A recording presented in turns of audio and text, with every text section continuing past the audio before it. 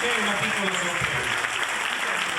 Giovanni Puglioni, Giovanni Corda, che prima avete sentito suonare l'organetto, vi faranno sentire un pezzo con questi due antichi strumenti. Uno, l'organetto, e l'altro è lo scacciapensieri, o la trunfa cosiddetta, quello strano aggeggio metallico che si mette davanti alla bocca e che ha un'ancia e che chi non lo sa suonare in genere ci rimette un dente.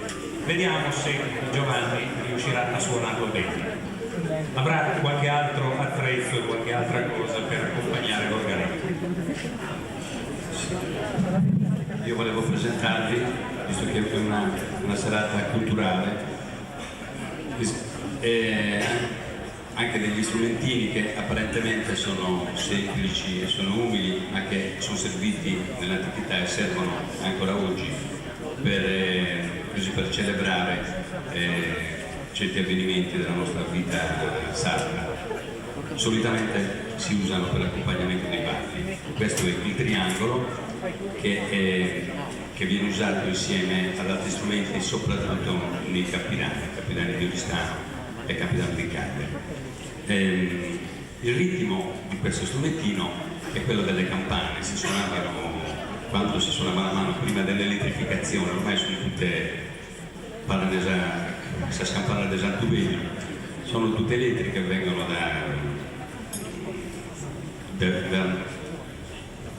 da quei cervelloni dell'elettronica eccetera. Prima dell'elettrificazione le campane in Sardegna si suonavano così.